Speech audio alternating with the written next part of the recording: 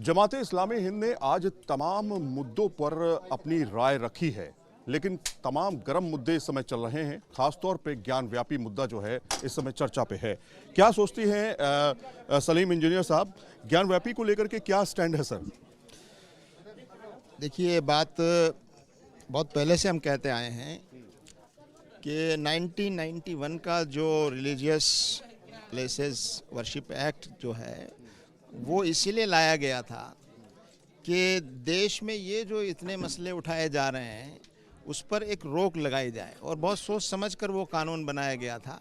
हालांकि उस वक्त भी हमारी डिमांड ये थी कि बाबरी मस्जिद को भी उसमें शामिल किया जाना चाहिए, लेकिन उस वक्त बाबरी मस्जिद को उससे एक्सेप्शन के तौर पर रखा गया कि बाबरी मस्जिद का चूँकि केस चल रहा है, तो उसको छोड़कर बाकी तमाम जितने भी रिलीजियस प्लेसेस हैं 1947 15 अगस्त को जिस पोजीशन में थे उसकी पोजीशन नहीं बदली जा सकती।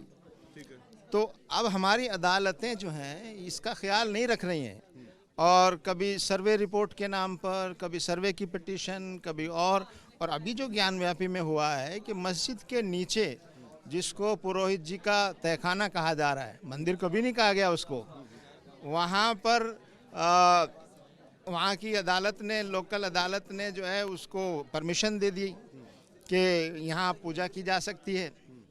तो ये जो एक नया एक रास्ता खोला है, ये बहुत ख़तरनाक रास्ता है जो वहाँ की अदालत ने खोला है। और दूसरा ये कि एडमिनिस्ट्रेशन को इतनी जल्दी थी उसको, जबकि कहा गया था कि एक हफ्ते के अंदर जो है इस पर ये हो।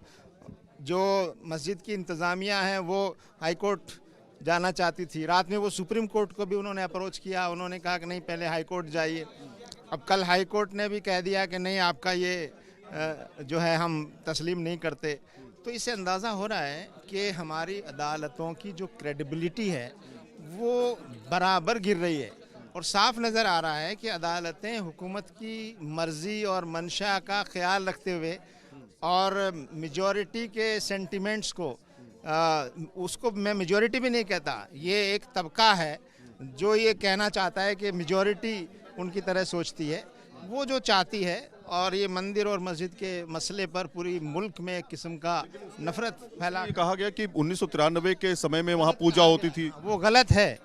1993 में पूजा होती थी, बंद की गई है, ये बिल्कुल गलत बात है, ये झूठ कहा जा रहा है। तो अब क्या स्टैंड होगा? क्या आप लोग इस बात को लेकर के कहाँ जाएंगे? क्योंकि अदालत में अब सुनवाई नहीं है, कहाँ पे अब आप लोग जाएंगे? अदालत ने, हाई कोर्ट ने अभी रिजेक्ट किया है, तो सुप्रीम कोर्ट जाएगी, वहाँ की जो पूरी इंतजामिया और वो है सुप्रीम कोर्ट में। मामले को लेकर के आप लोग सुप्रीम कोर्ट जाएंगे? वो भी होगा, वो तो लग रहे हैं बराबर। जहाँ तक कानून का आखिरी जो स्टेज होगा वहाँ तक हम जाएंगे, और आवाम को भी हम बताएंगे कि ये जिस रुख पर अदालतें जा रही हैं, कि एक जज कल रिटायर होने वाला है, एक दिन पहले उसने इतना बड़ा फैसला दे दिया कि वहाँ एक नए फितने को और एक नया रास्ता खोल दिया। मतलब अदालत के रुख पर आप सवाल उठा रहे हैं? बिल्कुल सवाल उठा रहे हैं, क्योंकि अदालतों का रुख नज़र आ रहा है।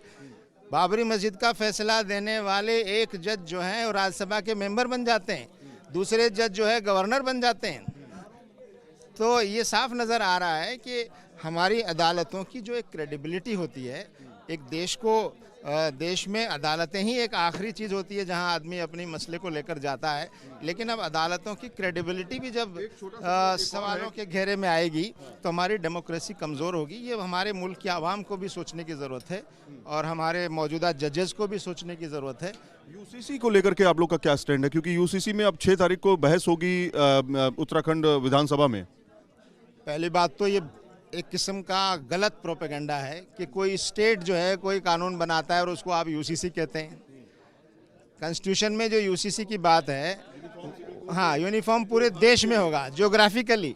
तो कोई एक स्टेट जो है वो अपने लिए कानून बनाएगा और फिर कहेगा यूनिफॉर्म है, पहली बात। दूसरा ये कि उसी प्रपोजल में, अभी तो वो प्रपोजल है, ड्राफ्ट है, हाँ, और उसमें कहा गया कि आदिवासियों को हम इससे अलग कर देते हैं। तो जब वो सब नागरिकों के लिए नहीं है तो क्या वो यूनिफॉर्म है? नंबर, इसका मतलब साफ है कि मंशा, निशाना कुछ और है। निशाना ये है कि ऐसी चीज़ें उसमें लाई जाए, और साफ तौर पे जो लाई गई है साफ नज़र आ रहा है। ट्रिपल तलाक, हलाला, इसका मतलब आप मुसलमानों को टारगेट कर रहे हैं। आप मुसलमानों की जो रिलीजियस प्रैक्टिसेस हैं उसको आप कानून के ज़रिए से रोकना चाहते हैं, और जो कि संविधान जिसकी इजाज़त देता है। लाल कृष्ण आडवाणी को आज भारत रत्न के नाम के लिए मनोनीत किया गया है, किस तरह से देखते हैं?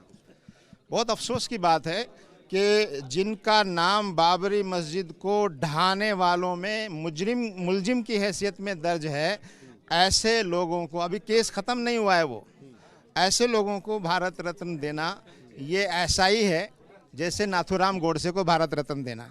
तो कुल मिलाकर के आपने इससे देखा कि किस तरह का रुख है जमाते इस्लामी हिंद का तमाम मुद्दों पर। वीडियो जर्नलिस्ट संजय कुमार के साथ सईद आमिर हुसैन, न्यूज़ नेशन, दिल्ली।